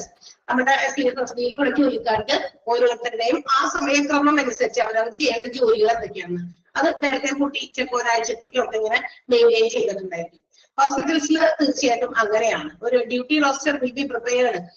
ഓരോരുത്തർക്കും എന്താ പറയാ, ചിലപ്പോൾ നൈറ്റ് ജോലി ചെയ്യുന്നവരുണ്ടാകാം, ഡേ മാത്രം ചെയ്യുന്നവരുണ്ടാകാം, ഇനി ഡേയും നൈറ്റും പോകുന്നവരുണ്ടാകാം. സോ അതിന് ഓരോ ചാർട്ട് കൊടുക്കും, നെക്സ്റ്റ് വീക്കിൽ ആരൊക്കെയാണ്, അങ്ങനെ ഓരോ ഇത് തയ്യാറാക്കും. അതെയാണ് ആ ഓരോ ജോലി ഓരോ ദിവസം ചെയ്യുന്നത് ആർക്കാണെന്ന് കൃത്യമായിട്ട് എഴുതി തയ്യാറാക്കി വെക്കുന്ന ആ ഒരു ഇതാണ് ഡ്യൂട്ടി റോസ്റ്റർ എന്ന് പറയുന്നത്. ഓക്കെ, സോ CSSD-ക്കും അങ്ങനെയുണ്ട്. ഡ്യൂട്ടി റോസ്റ്റർ തയ്യാറാക്കുക, റെക്കോർഡ് ചെയ്യുക, അതും CSSD മാനേജറുടെ റെസ്പോൺസിബിലിറ്റി ആണ്. Allotting resources, what are resources is available, അതായത് എന്തൊക്കെയാണോ നമ്മുടെ CSSD-യിൽ വേണ്ടത് അത് അവൈലബിൾ ആക്കി കൊടുക്കുക. ഇപ്പൊ ഡിസിൻഫെക്ട് ചെയ്യാനുള്ള എന്തെങ്കിലും ലിക്വിഡ് ഇല്ല, അല്ലെങ്കിൽ മറ്റു കാര്യങ്ങളില്ല, അല്ലെങ്കിൽ ഡിസിൻഫെക്ടന്റ് ചെയ്യാനുള്ള മറ്റേതെങ്കിലും എക്യുപ്മെന്റുകളില്ല, സോ അതിലെന്തെങ്കിലും മെയിൻ്റനൻസ് ഒന്നും അത് വർക്ക് ചെയ്യുന്നില്ല. സോ അതിനൊക്കെ വേണ്ടിയിട്ടുള്ള കാര്യങ്ങൾ പെട്ടെന്ന് ക്ലിയർ ചെയ്ത് കൊടുക്കുന്നത് CSSD മാനേജർ തന്നെയാണ്. Cost control measure to scrutinize and decrease the number of cycles. Cost control എന്ന് പറഞ്ഞാൽ ചെലവ് നിയന്ത്രിക്കുക. CSSD-യിൽ നമുക്കറിയാം, since the procedures have to be conducted, ഒരുപാട് procedures CSSD-യിൽ നടക്കുന്നുണ്ട്. ക്ലീനിങ് ആയിട്ടും അതായിട്ടും ഇങ്ങോട്ട് സ്റ്റോർ ചെയ്യുന്നതും സ്റ്റെറിലൈസ് ചെയ്യുന്നതും പാക്ക് ചെയ്യുന്നതും ലേബൽ ചെയ്യുന്നതും ഒരുപാട് കാര്യങ്ങൾ ചെയ്യുന്നുണ്ട്. സോ ഇതിനൊക്കെ ഓരോ പേഴ്സണൽസ്, ജോലിക്കാരും ഉണ്ട്. ഇവിടെ എവിടെയെങ്കിലും എന്തെങ്കിലും തരത്തിലുള്ള പോരായ്മകൾ വന്നാൽ, ഇപ്പൊ ഏതെങ്കിലും പേഴ്സണൽസ് അവർ ചെയ്ത ജോലി പെർഫെക്റ്റ് ആയിട്ട് ചെയ്തില്ല എങ്കിൽ അത് ശരിക്കും പറഞ്ഞാൽ അധിക ചെലവാണ്. ആ procedure will not be completed. ആ ഒരു സ്റ്റെറിലൈസിംഗ് പ്രൊസീജിയർ കംപ്ലീറ്റ് ആവില്ല. If it is not completed, it is the failure of CSSD. തീർച്ചയായിട്ടും ഏതെങ്കിലും പ്രൊസീജിയേഴ്സ് കംപ്ലീറ്റ് ആയില്ലെങ്കിൽ അപ്പൊ ഡിസിൻഫെക്ഷൻ മര്യാദയ്ക്ക് ആയിട്ടില്ല, അപ്പൊ CSSD-യിലെ പരാജയം. അപ്പൊ ചെലവുണ്ട്, പക്ഷെ അവിടെ ആ പ്രൊസീജിയർ പ്രോപ്പർലി ഡൺ ചെയ്തിട്ടില്ല. അപ്പൊ അങ്ങനെയുള്ള കാര്യങ്ങളൊക്കെ ഇല്ലാണ്ടാക്കാനും അതൊക്കെ നോക്കി മനസ്സിലാക്കി കൂടുതൽ ഇനി ഒരു പ്രാവശ്യം സ്റ്റെറിലൈസ് ചെയ്തു അത് പ്രോപ്പർ ആയില്ല, so again have to be done അല്ലെ. പക്ഷെ സ്റ്റെറിലൈസ് ചെയ്യാതെ വീണ്ടും നമുക്ക് അതായത് ഡിപ്പാർട്ട്മെന്റിൽ തിരിച്ചെത്തിക്കാൻ പറ്റില്ല. So the procedure should be done again, വീണ്ടും ചെയ്യേണ്ടി വരും. അപ്പൊ അത് ചെലവ് കൂട്ടലാണ്. ക്ലിയർ ആയോ? കോസ്റ്റ് കൺട്രോൾ ചെയ്യേണ്ട ഒരു ഉത്തരവാദിത്വം CSSD മാനേജർക്കുണ്ട്. And inventory management of supplies and consumables, നമ്മുടെ ഉപയോഗിക്കുന്ന ഓരോ equipments, supplies, consumables, whatever is consumed, CSSD-യിലുള്ള എന്തൊക്കെ സാധനങ്ങൾ റിസോഴ്സസ് നമ്മൾ ഉപയോഗിക്കുന്നുണ്ട്, ഇതിന്റെയൊക്കെ കാര്യങ്ങള് സ്റ്റോക്ക് ഒക്കെ മാനേജ് ചെയ്യേണ്ടതും CSSD മാനേജറാണ്. കോസ്റ്റ് കൺട്രോൾ മാത്രമല്ല, ഇൻവെന്ററി മാനേജ്മെന്റ്. ഇൻവെന്ററി എന്ന് പറയുമ്പോൾ അവിടെ കൊണ്ടുവരുന്ന സ്റ്റോക്ക് അല്ല, അതായത് CSSD-യിൽ കൊണ്ടുവരുന്ന സപ്ലൈസ്, എക്യുപ്മെന്റ്സ്, അതുകൂടാതെ മറ്റ് വസ്തുക്കളൊക്കെ CSSD-യുടെ പെർഫോമൻസിന് വേണ്ടി ഉപയോഗിക്കുന്ന കൺസ്യൂമബിൾസ് ഉണ്ടായിരിക്കും, അതും കൃത്യമായിട്ട് മാനേജ് ചെയ്യണം. അതല്ല എങ്കിൽ അതൊക്കെ ആരുടെ ഉത്തരവാദിത്ത കുറവായിട്ട് മനസ്സിലാക്കും. CSSD മാനേജർ ഒക്കെ അല്ല എന്നുള്ള രീതിയിലേക്ക് പോകും. CSSD manager they are not managing properly, CSSD-നെ നല്ല രീതിയിൽ മാനേജ് ചെയ്തില്ലെങ്കിൽ അവിടുത്തെ പ്രോപ്പർ ഫംഗ്ഷനിങ് നടക്കില്ല എന്നുള്ളതാണ്. Clear ആയോ? Job responsibilities of CSSD manager or in charge important ആണ്. ആ പോയിന്റുകൾ ഒന്ന് ടിക്കറ്റ് വെച്ചേക്കാം കേട്ടോ, കാരണം അത് ചിലപ്പോൾ നമ്മളുടെ ചോദിക്കാൻ which of the following are the responsibilities of CSSD manager എന്ന് ചോദിക്കാറുണ്ട്. ഒന്ന് ട്രൈ ചെയ്ത് വെച്ചേക്ക്.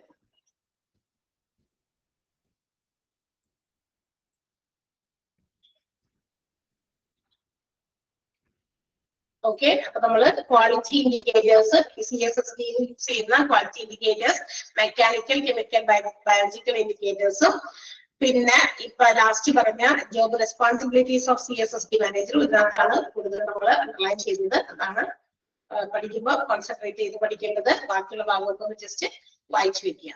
ഓക്കെ ഓക്കെ അല്ലേ? Okay, yes. Yes, and the next chapter in this module, chapter ഉണ്ട് എനിക്ക്, നിങ്ങൾ പോയി നോക്കട്ടെ.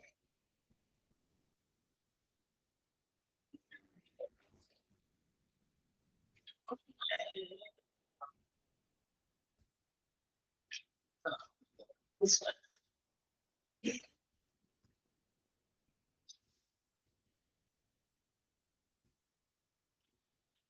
Yes, so the next chapter in the second module is mortuary services. Teacher, chapter എടുത്തോ? ആരെങ്കിലും എടുത്തോ? ടീച്ചേഴ്സ് ആരെങ്കിലും ഈ ഒരു ചാപ്റ്ററിലേക്ക് കടന്നോ? അല്ലെങ്കിൽ എടുത്തിട്ടില്ലല്ലോ? ഇല്ല, മോർച്ചറി സർവീസ് എടുത്തിട്ടില്ല. ഓക്കെ. സോ മോർച്ചറി സർവീസസ് അതാണ് നമ്മുടെ നെക്സ്റ്റ് ചാപ്റ്റർ. ഐ തിങ്ക് ഈ ഒരു ചാപ്റ്റർ കൂടി ഉള്ളു എനിക്ക് എടുക്കാനുള്ളത്. ഈ ചാപ്റ്റർ കൂടി ഉണ്ട് കേട്ടോ. ചാപ്റ്ററുകളുടെ എണ്ണം കുറവായിരിക്കും എനിക്ക്. സോ ചാപ്റ്റർ 10 ആണ് മോർച്ചറി സർവീസസ്. മോർച്ചറി നമുക്കൊക്കെ അറിയാവുന്ന, കേട്ട് നല്ല പരിചയമുള്ള ഒരു ഡിപ്പാർട്ട്മെന്റ് ഹോസ്പിറ്റലാണ് തീർച്ചയായിട്ടും. Which is the most important part of every hospital. ഒരു ഹോസ്പിറ്റലിന് ഏറ്റവും അത്യാവശ്യം ഇന്നവിറ്റബിൾ പാർട്ട് എന്ന് പറഞ്ഞത്, ദാറ്റ് ഈസ് മോസ്റ്റ് ഒഴിച്ചുകൂടാൻ പറ്റാത്ത ഇന്നവിറ്റബിൾ പാർട്ട് ഓഫ് ഹോസ്പിറ്റലാണ്. Because it has to preserve the dead bodies of some people for any investigation purpose, forensic purpose, pathological investigations, scientific investigations, and also to investigate what is the cause of death of a particular person. അതായത് നമുക്ക് mortuary എന്ന് പറയുന്നത് ഒഴിച്ചുകൂടാൻ പറ്റാത്തതാണ്. ഇപ്പൊ ഏതെങ്കിലും ആളുകൾക്ക് ഇപ്പൊ നമ്മളൊക്കെ റോഡിൽ കൂടിയൊക്കെ വണ്ടി ഓടിച്ചും സൈഡിൽ കൂടി നടന്നൊക്കെ പോകുന്ന ആളുകളാണ്. ഇപ്പോ നമ്മൾ എത്ര നല്ല ഒരു ഡ്രൈവർ ആണെന്ന് പറഞ്ഞാലും നമ്മളൊക്കെ റോഡ് റൂൾസ് ഒക്കെ കൃത്യമായി പാലിച്ച് റോഡിലൂടെ ഈവൻ നമ്മള് നടക്കുമ്പോഴാണെങ്കിലും നമ്മൾ പാലിച്ചാണ് നടക്കുന്നതെങ്കിലും കാര്യമില്ല ഇന്നത്തെ കാലത്ത്. കാരണം എന്താ, ഇങ്ങോട്ടൊന്ന് കയറും അതല്ലേ അല്ലെ. നമ്മൾ എത്രയോ വാർത്തകൾ അങ്ങനെ കേട്ടിരിക്കുന്നു. റോഡിന് രാവിലെ മോർണിംഗ് വാക്കിന് പോയാൽ അല്ല വെറുതെ അതുകൂടി സൈഡിൽ കൂടി വല്ല നടക്കാൻ പോയതോ ഓടാൻ പോയതോ ഒക്കെ ആയിരിക്കും. അപ്പോഴും നമ്മൾ അങ്ങനത്തെ കേട്ടിട്ട് എന്ന് വെച്ചാൽ നമ്മൾ നന്നായിട്ട് ഡ്രൈവ് ചെയ്യുന്ന ഒരാളാണ് എന്ന് പറയുമ്പോഴും നമ്മൾ വിചാരിക്കാം നമ്മളെക്കാൾ വളരെ കെയർലെസ് ആയിട്ട് വളരെ എന്താ പറയാ ഫൂളിസ്റ്റിക് ആയിട്ട് റോഡില് വണ്ടി ഓടിക്കുന്ന ആൾക്കാരുണ്ടെന്ന് വിചാരിച്ചിട്ട് വേണം നമ്മൾ ഇന്നത്തെ കാലത്ത് റോഡിൽ കൂടി നടക്കാനും പോകാനൊക്കെ. അപ്പൊ എവിടെയെങ്കിലൊക്കെ വണ്ടി പിടിച്ചിട്ട് കിടന്നു കഴിഞ്ഞാൽ അവിടെയുള്ള ആളുകൾ നമ്മളെ അറിയണമെന്നില്ല അല്ലെ. നമ്മളത്ര വലിയ ആൾക്കാരൊന്നും ഇല്ല, അതുകൊണ്ട് നമ്മൾ അറിയില്ല. നമ്മൾ അവിടെയൊക്കെ വണ്ടി പിടിച്ചവിടെ കിടക്കുന്നു ഷമിസാണോ കിടക്കണേന്ന് ഈ നാട്ടിലൊക്കെ ഉള്ള ആൾക്കാരല്ലേ അറിയുള്ളൂ. ഇപ്പൊ കുറച്ചുകൂടി അറിയുന്നുണ്ടോ? കാരണം ഇപ്പൊ നമ്മള് പഠിപ്പിക്കുന്നത് പല പല ജില്ലകളിലുള്ള കുട്ടികളെയാണ്. അപ്പൊ അതുകൊണ്ട് തന്നെ നമുക്ക് എല്ലാ ജില്ലയിലും നമുക്കൊരു പിടിപാടുണ്ട് എന്ന് പറയാം. എന്ന് വെച്ചാൽ അങ്ങനെയല്ല, കുറച്ചൊക്കെ പിള്ളേരൊക്കെ അങ്ങനെ പല പല ജില്ലയിലുള്ളവരൊക്കെ അറിയുന്നത് പോലെ. അല്ലെങ്കിൽ നമ്മളൊക്കെ അവിടെ ഉണ്ടെങ്കിൽ വണ്ടി പിടിച്ചിട്ട് പോയാൽ നമ്മളെ ഏത് നാട്ടുകാരിയാ ഇവിടെ നമ്മളെ അറിയ പോലും ഇല്ല. അങ്ങനെ വരുമ്പോ നാട്ടുകാരൊക്കെ കൂടി എല്ലാ ആംബുലൻസിലേക്കൊക്കെ എന്താ പറയാ ഹോസ്പിറ്റൽസിലേക്കൊക്കെ വിളിക്കും, അല്ലെങ്കിൽ ആംബുലൻസിനെ വിളിക്കും. വന്നിട്ട് റോഡിൽ നിന്ന് അത് പൊക്കി അടുത്തുള്ള ഹോസ്പിറ്റൽസിലെ ചെറിയിലായിരുന്നു സൂക്ഷിക്കുക. Because they have to identify the person first of all. ഇത് ആരാണെന്ന് ആരെങ്കിലും ഐഡന്റിഫൈ ചെയ്യണ്ടേ. അപ്പൊ അതിന് വേണ്ടിയിട്ടും അതുപോലെ തന്നെ സയന്റിഫിക് ആയിട്ടുള്ള ഏതെങ്കിലും എന്താ പറയാ കണ്ടുപിടുത്തങ്ങൾക്ക് വേണ്ടിയിട്ടായിരിക്കാം, അല്ലെങ്കിൽ ഈ പറഞ്ഞ ആൾ മരിച്ചതിന്റെ കാരണം എന്താണെന്ന് നോക്കാനായിരിക്കാം. For all these purpose the dead bodies have to be preserved. അല്ലെ, ഇത് പ്രിസർവ് നമ്മൾ സൂക്ഷിക്കണം. അപ്പൊ ഒരു ഹോസ്പിറ്റൽസിൽ ഇതിനു വേണ്ടിയിട്ടുള്ള ഒരു ഇടമാണ് മോർച്ചറി എന്ന് പറയുന്നത്. ക്ലിയർ ആയോ? ഫസ്റ്റ് കുഞ്ഞി പാരഗ്രാഫ് മീൻസ് ആ ഒരു എന്താണ് മോർച്ചറി എന്നുള്ളതിന്റെ 2-3 കാര്യങ്ങളാണ് മോർച്ചറിയെ നമുക്ക് മനസ്സിലാക്കാൻ വേണ്ടിയിട്ട് കൊടുത്തിരിക്കുന്നത്. ഫസ്റ്റ് ബുള്ളറ്റ് ഇട്ടിരിക്കുന്ന പാരഗ്രാഫാണ് ഞാനിപ്പോ പറഞ്ഞത്. ജസ്റ്റ് ഒന്ന് വായിച്ചു നോക്കാമോ? അത് ഫുള്ളും അണ്ടർലൈനും ചെയ്യണം. ഒറ്റ സെന്റൻസ് ആണ്, വൺ ബിഗ് സെന്റൻസ് ആണ്. അണ്ടർലൈൻ ചെയ്യുക ആൻഡ് മനസ്സിലായെങ്കിൽ പറയാം.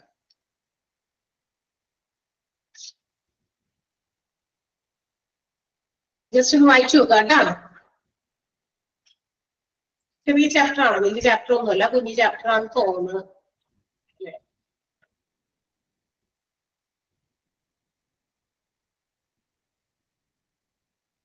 യെസ്, ചെറിയ ചാപ്റ്റർ വായിച്ചോ?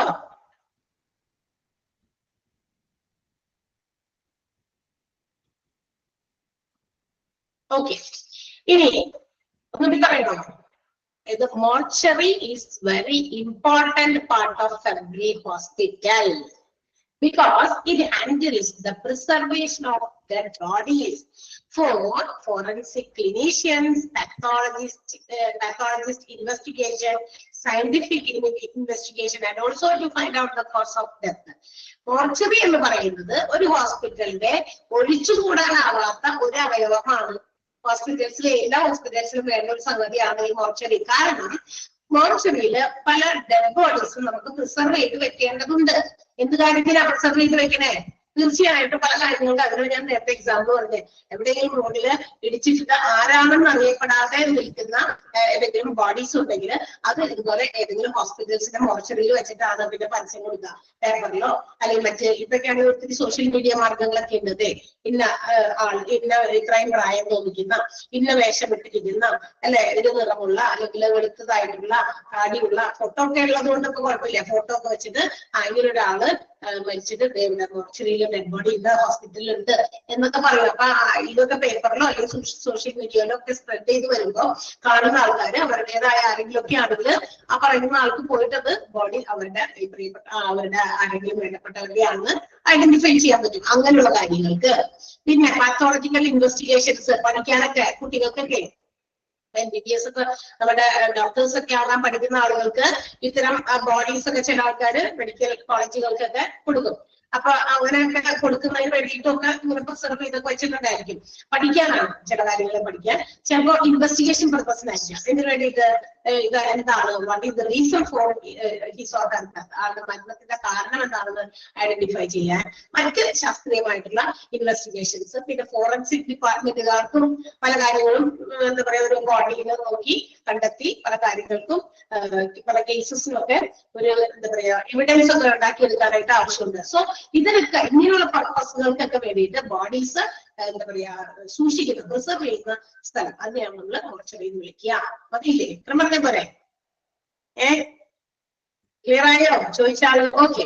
ഇനി മോർച്ചറി ഓർ മോർഗ്, മോർഗ് എന്നാണ് എന്താ പറയാ അതിനെ വിളിക്കാറുണ്ട്. മോർഗ് അല്ലെങ്കിൽ മോർച്ചറി എന്ന് ഹോസ്പിറ്റൽസിൽ പറയും. Which is A place for storage of dead bodies. അതായത് നമ്മൾ നേരത്തെ പറയാറുണ്ട്, ഒന്നുകൂടി പറയാണ്, അതിന് ഡെഡ് ബോഡീസ് സ്റ്റോർ ചെയ്ത് വെക്കുന്ന ഒരു ബിൽഡിംഗ് ആണ്. ആ ഡെഡ് ബോഡീസ് സ്റ്റോർ ചെയ്യുന്നത് for identification or removal or autopsy, burial, അതായത് എന്താ പറയാ ശവസംസ്കാര ചടങ്ങോ അല്ലെങ്കിൽ അതിന് മുമ്പോ ഒക്കെ വേണ്ടിയിട്ട്, അത് കഴിഞ്ഞതിന് ശേഷം എന്തെങ്കിലുമൊക്കെ കാര്യങ്ങൾ മനസ്സിലാക്കാനൊക്കെ വേണ്ടിയിട്ടാണ്. സംസ്കാരത്തിന് മുമ്പൊക്കെ ചില കാര്യങ്ങളൊക്കെ മനസ്സിലാക്കി എടുക്കാൻ വേണ്ടിയിട്ട് ഉപയോഗിക്കുന്ന ഒരു സ്റ്റോറേജ് പ്ലേസ്, അതാണ് മോർഗ് അല്ലെങ്കിൽ മോർച്ചറി എന്ന് വിളിക്കുക. മനസ്സിലായോ?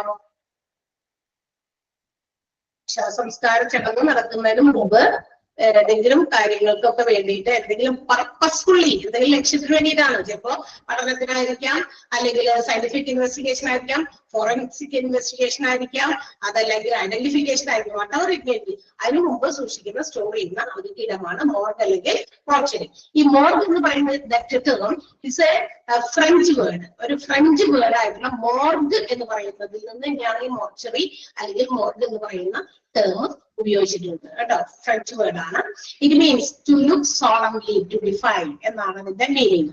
ആ മീനിങ് ഉള്ള മോർഗിന്റെ മീനിങ് ആണ് കൊടുത്തിരിക്കുന്നത് കേട്ടോ.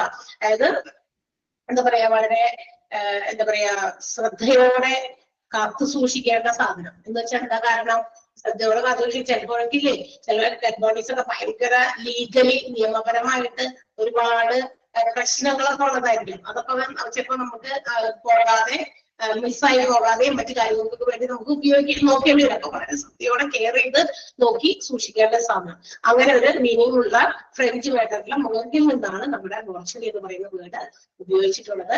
മോർഗ് it's most used in North American English, അതിലാണ് കൂടുതലായിട്ട് ഉപയോഗിക്കുക കേട്ടോ. മോർച്ചറി എന്നാണ് നമ്മൾ ബ്രിട്ടീഷ് ഇംഗ്ലീഷ് ഫോളോ ചെയ്യുന്നത് നമ്മൾ പറയുന്നത്. രണ്ടും രണ്ട് രീതിയാണ് അല്ലെ. നമ്മള് എന്താ പറയാ അമേരിക്കൻ ഇംഗ്ലീഷും ഉണ്ട്, ബ്രിട്ടീഷ് ഇംഗ്ലീഷും ഉണ്ട്. നമുക്കറിയാം ചില വേർഡ്സും ചില പ്രൊനൗൺസിയേഷൻസും ഒക്കെ രണ്ടിലും ഡിഫറെന്റ് ആണ്. American English cannot be followed by us, കാരണം നമുക്ക് ഇച്ചിരി പാടാണ്. അമേരിക്കൻ ഇംഗ്ലീഷ് ഫോളോ ചെയ്തിട്ട് ബുദ്ധിമുട്ടാണ്. എഴുതിയിരിക്കുന്ന ചില അമേരിക്കയിൽ നിന്ന് കൊണ്ടുവന്നിരിക്കുന്ന ഫാക്ട്സിന്റെ പുറത്ത് എഴുതിയിരിക്കുന്ന വായിക്കാൻ നമുക്ക് ഇച്ചിരി ബുദ്ധിമുട്ടാണ്. പക്ഷെ നമ്മൾ ഫോളോ ചെയ്യുന്നത് ബ്രിട്ടീഷ് ഇംഗ്ലീഷ് ആണ്. ബ്രിട്ടീഷുകാരെ കുറിച്ച് തന്നെ പുറത്തു വിട്ടെങ്കിലും അവരുടെ ഇംഗ്ലീഷ് ലാംഗ്വേജിനെ നമ്മള് എന്ത് ചെയ്തു കഴിഞ്ഞിട്ട് സ്വീകരിച്ചു. അവരുടെ ഇംഗ്ലീഷാണ് നമ്മൾ ഫോളോ ചെയ്യുന്നത്. അപ്പൊ അതുകൊണ്ട് തന്നെ സ്പെല്ലിങ്സ് ഒക്കെ പല കാര്യങ്ങളൊക്കെ ഉണ്ട്. അപ്പൊ ജസ്റ്റ് അങ്ങനത്തെ കുറെ വേർഡുകളുണ്ട്. പ്രോഗ്രാം എന്ന് എഴുതുമ്പോ PROGRAM എന്ന് എഴുതും, PROGRAMME എന്ന് എഴുതും. രണ്ട് രീതിയിൽ അല്ലെ. അങ്ങനെ ഒരുപാട് വേർഡ്സ് ഉണ്ട് നമുക്ക് രണ്ട് രീതിയിലും. ഇപ്പൊ കളർ COLOR എന്ന് അമേരിക്കൻ ഇംഗ്ലീഷ് എഴുതും, COLOUR എന്നാണ് നമ്മൾ കളറിന്റെ സ്പെല്ലിംഗ് കൊടുക്കുക. അതുപോലെ ആ വേരിയേഷൻ ആണ് ഇവിടെ വന്നിരിക്കുന്നത്. മോർച്ചറി എന്ന് ബ്രിട്ടീഷ് ഇംഗ്ലീഷിലും നോർത്ത് അമേരിക്കൻ ഇംഗ്ലീഷില് അത് മോർഗ് എന്നാണ് ഉപയോഗിക്കുക. ക്ലിയർ ആയോ? ആ 3 പോയിന്റ് മനസ്സിലായോ? ഈ ഒരു 2 സെന്റൻസുകളും അണ്ടർലൈൻ ചെയ്യണം കേട്ടോ. മൂന്നാമത്തെ പോയിന്റിലെ ഒന്നാമത്തെ ആ ബുള്ളറ്റ് ഇട്ടിരിക്കുന്നതും മൂന്നാമത്തെ ബുള്ളറ്റ് ഇട്ടിരിക്കുന്നതുമാണ് അണ്ടർലൈൻ ചെയ്യേണ്ടത്.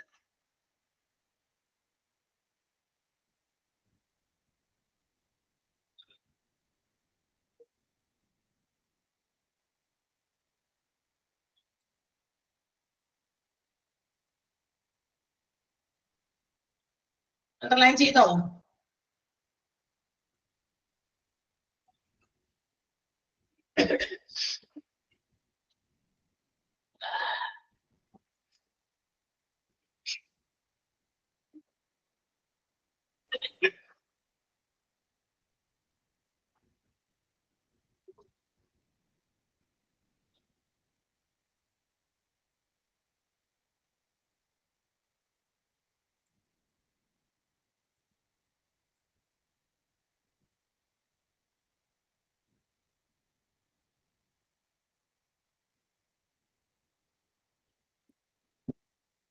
വായിച്ചു നോക്കിയല്ലോ അല്ലേ?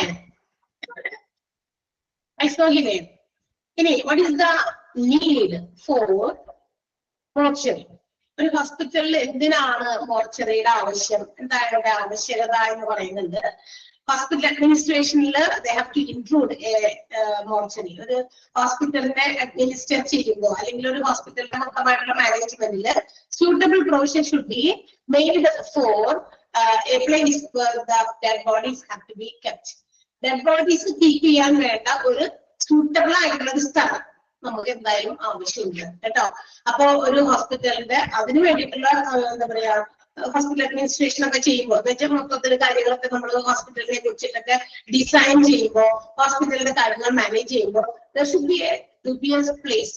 എന്താ dubious place എന്ന് പറഞ്ഞാൽ എന്തെങ്കിലും ഇത് ഈ ഡെഡ് ബോഡീസ് അല്ലേ, അപ്പൊ ഒരു സംശയാസ്പദമായിട്ടുള്ള ഒരു സ്ഥലമാണ് എന്ന് വെച്ചിട്ടുണ്ടെങ്കിൽ എപ്പോ കേറി വരുന്നോടത്തൊന്നും ആരും കുറച്ചതൊന്നും കാണില്ല. നമ്മള് സാധാരണ ഒരു ഹോസ്പിറ്റലിന്റെ മെയിൻ എൻട്രൻസ് വഴി നമ്മൾ കയറുമ്പോൾ ആദ്യം കാണുന്നത് ഏതാ? Which department currency? ഏത് ഡിപ്പാർട്ട്മെന്റ് നമ്മൾ ആദ്യം കാണുന്നത്? ഒരു ഹോസ്പിറ്റൽസിലെ നിങ്ങൾ സാധാരണ ഒന്ന് ആലോചിച്ചൊക്കെ ഒരു ഹോസ്പിറ്റലിന്റെ ഏറ്റവും ആദ്യം നമ്മൾ എൻട്രൻസിൽ കയറി വരുമ്പോ ആദ്യം കാണുന്ന ഒരു ഡിപ്പാർട്ട്മെന്റ് പറയാമോ? എൻട്രൻസ് കയറി വരുമ്പോ നോട്ട് ദ എന്താ പറയാ ഞാൻ ഉദ്ദേശിച്ചത് the main gate or the entrance. ഹോസ്പിറ്റലിന്റെ ബിൽഡിങ്ങിന്റെ എന്താ പറയാ വാതിൽക്കലല്ല. യെസ്, A&E ഡിപ്പാർട്ട്മെന്റ് ആണ്. Accident emergency department or casualty department ആണ്. Yes, very good. അതാണ് നമ്മൾ ആദ്യം കാണുന്നത്.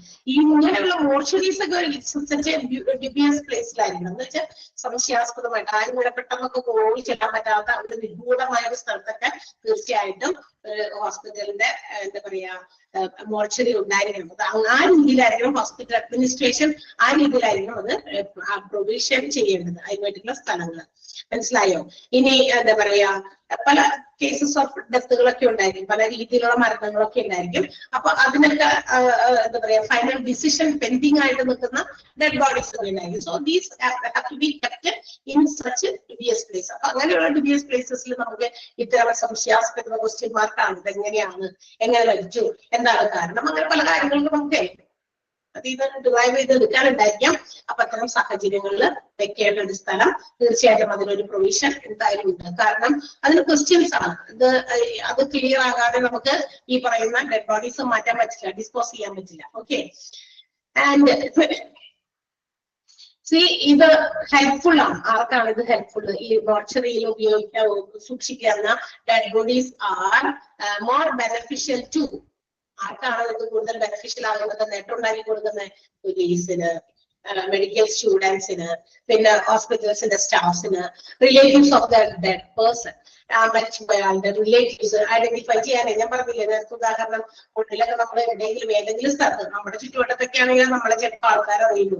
ഏതെങ്കിലും നാട്ടിൽ പോയിട്ട് പെട്ടെന്ന് നമ്മൾ എവിടെയെങ്കിലും റോഡിൽ നടന്നു പോകുമ്പോൾ വീഴോ മരിച്ചോ ഒക്കെ പോയി കഴിഞ്ഞിട്ടുണ്ടെങ്കിൽ അവിടെ കിടക്കുന്ന അവിടെയുള്ള ആളുകൾക്ക് അറിയില്ല. അത് ഐഡന്റിഫൈ ചെയ്യാൻ റിലേറ്റീവ്സ് ആരെങ്കിലും വരണം, അപ്പോഴാണ് മനസ്സിലാകുള്ളൂ അല്ലെ. അപ്പൊ ആ ഒരു പർപ്പസ് വരെയൊക്കെ എന്താ പറയാ നമുക്ക് സൂക്ഷിക്കാനുള്ളതാണ്. അപ്പൊ ഇങ്ങനെയുള്ള ആളുകളെ ബെനിഫിറ്റ് ചെയ്യുന്ന രീതിയിൽ നമുക്ക് ഹോസ്പിറ്റൽസിലെ മോർച്ചറി എന്ന് പറയുന്ന ആ രീതിയിൽ നമ്മൾ പ്ലാൻ ചെയ്യണം. കാരണം അതൊരു ഉദ്ദേശമാണ്. ഇങ്ങനെയൊക്കെ ആളുകൾ വരാം, മരിച്ച ബോഡീസ് വരാം, സോ അത് ഈ പറയുന്ന ആളുകൾക്ക് ചില ബെനിഫിറ്റ് പ്രൊവൈഡ് ചെയ്യും. പോലീസിന് ചില എന്താ പറയാ ആളുകൾക്ക് എന്തെങ്കിലും തരത്തിലുള്ള കൊലപാതകമോ മറ്റൊക്കെ ആയിട്ടാണ് റൂട്ടി കിടക്കുന്നത്, അങ്ങനെയുള്ള ഡെഡ് ബോഡീസ് ഒക്കെ ഇരിക്കുന്നത്. അപ്പൊ അത് പോലീസിന്റെ ഉത്തരവാദിത്തമാണ് അവര് കേസസ് ഏറ്റെടുക്കുക എന്നുള്ളത്. അപ്പൊ അതിന് വേണ്ടിയിട്ട് അവർക്ക് പല കാര്യങ്ങളും ഇൻവെസ്റ്റിഗേറ്റ് ചെയ്യേണ്ടി വരും. ആളുടെ ബോഡിയിൽ എവിടെയെങ്കിലും മുറിവുകളുണ്ടോ ഇല്ല, എന്തോരം കേസസ് നമ്മളിപ്പോ ഡേ ബൈ ഡേ കേൾക്കുന്നത് അല്ലെ, ഇഷ്ടം പോലെ കേസ് കേൾക്കുന്നുണ്ട്. അവിടെ ഇവിടെയൊക്കെ എന്തെങ്കിലും തരത്തിലുള്ള മരണങ്ങൾ സംഭവിച്ചു, കുട്ടികൾക്കാണ് കൂടുതൽ കുട്ടികൾക്കെതിരെയുള്ള ആക്രമണങ്ങൾ അല്ലെ, എല്ലാ ദിവസവും നമുക്കത് കേൾക്കാൻ പറ്റും. സോ അതിന്റെ കോസസും അതിനെ കുറിച്ചുള്ള ഡീറ്റെയിൽസും ഫൈൻഡ് ഔട്ട്. പോലീസുകാർക്ക് പണിയായ പണി അല്ലെ, അത് കണ്ടെത്തണമെങ്കിൽ അവർക്ക് ഇതൊന്നും നോക്കിയാലൊക്കെയല്ലേ മനസ്സിലാക്കുള്ളൂ. അവർക്കൊക്കെ ബെനിഫിറ്റ് ആകുന്ന രീതിയിലാണ് ഹോസ്പിറ്റൽസിലെ മോർച്ചറീസില് ഈ പറയുന്ന ഡെഡ് ബോഡീസ് കീപ്പ് ചെയ്യുന്നത്. ക്ലിയർ ആയോ? മനസ്സിലായോ? ഓക്കെ. സോ ഈ രണ്ടാമത്തെ പോയിന്റ് ഒന്ന് അണ്ടർലൈൻ ചെയ്യുക കേട്ടോ. A precisely planned mortuary complex is beneficial to all those who come in contact with, that is, police, doctors, medical students, staffs and relatives of the dead. ആ sentence ഒന്ന് underline ചെയ്യുന്നേ.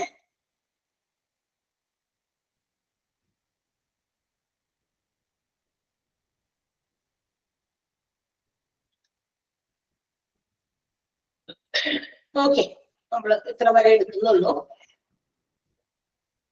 അപ്പൊ mortuary എന്ന് പറയുന്ന ചാപ്റ്ററിന്റെ ഒരു ഇച്ചിരി ഭാഗമേ ഞാൻ എടുത്തിട്ടുള്ളൂ. എന്ന് വിചാരിച്ചൊന്നതല്ല, പക്ഷെ ഞാനിപ്പോ എന്തായാലും കുറച്ച് സമയം ഉണ്ടല്ലോ എന്ന് വിചാരിച്ചെടുത്തതാ. അപ്പൊ അത്രയും വേണ്ടപ്പോ വായിച്ചൊക്കെ നോക്കുക കേട്ടോ. 2-3 പോയിന്റുകൾ നമ്മൾ മാർക്ക് ചെയ്തിട്ടുണ്ട്, അണ്ടർലൈൻ ചെയ്തിട്ടുണ്ട്. ആ സെന്റൻസുകളൊക്കെ നന്നായിട്ട് വായിച്ച് പഠിക്കാം. ഓക്കെ. ഇനി ഞാൻ ചോദിക്കട്ടെ, ഫസ്റ്റ് മൊഡ്യൂളില് എല്ലാം തീർന്നോ? നമ്മളുടെ നിങ്ങൾക്ക് എടുക്കാനുള്ളത് chapters first module almost completed ആണോ? ഫസ്റ്റ് മൊഡ്യൂൾ കംപ്ലീറ്റഡ് ആണ്. സെക്കൻഡ് മൊഡ്യൂളിൽ ഇപ്പൊ എത്ര ചാപ്റ്റർ ഫുൾ തീർന്നത് എന്ന് പറയും? നമ്പർ ഓഫ് ചാപ്റ്റേഴ്സ് കംപ്ലീറ്റഡ് ഒന്ന് കൺഫേം ആക്കാനാ അല്ലേ? ഞാൻ പറഞ്ഞിരുന്നു നമ്മൾ ഇൻട്രൊഡക്ഷൻ ക്ലാസ്സിൽ ഫസ്റ്റ് ആൻഡ് സെക്കൻഡ് മൊഡ്യൂൾസ് ഒരു ഡ്യൂറേഷൻ ഉണ്ട് നമുക്ക്. ആ ഡ്യൂറേഷൻ കഴിയുമ്പോൾ നമുക്ക് ഒരു എക്സാം ഉണ്ടായിരിക്കും അല്ലെ, module exam model for making U perfect for final exam. Final exam കൊടുക്കാൻ പോകുമ്പോഴേക്കും നിങ്ങൾക്ക് പെർഫെക്റ്റ് ആക്കാൻ വേണ്ടിയിട്ടുള്ള ഇതിലേ ഒരു എക്സാം ഉണ്ട്. നമ്മളുടെ ഫസ്റ്റ് സെക്കൻഡ് മൊഡ്യൂൾ കഴിയുമ്പോൾ ഫസ്റ്റ് മൊഡ്യൂളെല്ലാം തീർക്കും. ദാറ്റ് മീൻസ് 13 ചാപ്റ്റേഴ്സ് ആണ് ഫസ്റ്റ് മൊഡ്യൂളിലുള്ളത്. എല്ലാം കഴിഞ്ഞെന്നാണ് നിങ്ങൾ പറയുന്നത്, കറക്റ്റ് അല്ലേ? യെസ്. ഇനി ഞാൻ ചോദിക്കുന്നത് സെക്കൻഡ് മൊഡ്യൂളിൽ നമുക്ക് 15 ചാപ്റ്റേഴ്സ് ആണ് ഉള്ളത്. 15 ചാപ്റ്റേഴ്സ് ആണ്. അതില് 6 ചാപ്റ്റേഴ്സ് കഴിഞ്ഞു. 6 ചാപ്റ്റേഴ്സ് കഴിഞ്ഞു അല്ലെ? 5 ചാപ്റ്റേഴ്സ് റിമൈനിങ് എന്ന് പറയുന്നു. 15 ചാപ്റ്റർ ഉണ്ട് മൊത്തം. സെക്കൻഡ് മൊഡ്യൂളില് 15 ചാപ്റ്റർ ഉള്ളത്. കുറച്ചൊക്കെ ബിഗ് ചാപ്റ്റേഴ്സ് ഒക്കെയാണ്. അതില് 4 ചാപ്റ്റേഴ്സ് ഫുൾ കംപ്ലീറ്റ് ചെയ്തിട്ടുള്ളൂ അല്ലെ, ഇൻക്ലൂഡിങ് മൈ CSSB. ഇപ്പൊ കംപ്ലീറ്റ് ചെയ്ത് നമ്മുടെ CSSB ഉൾപ്പെടെയാണോ പറയുന്നത്? ഒന്നുകൂടി കഴിഞ്ഞിട്ടുണ്ട്. 6 ചാപ്റ്റർ കഴിഞ്ഞിട്ടുണ്ട്. 6 കഴിഞ്ഞു. 6 പറഞ്ഞേ? 6 ചാപ്റ്റേഴ്സ് കഴിഞ്ഞു. ഗാലറി ആണ് പറയുന്നത്. ആളുടെ പേര് പറയുമോ? കറക്റ്റ് നെജുവ.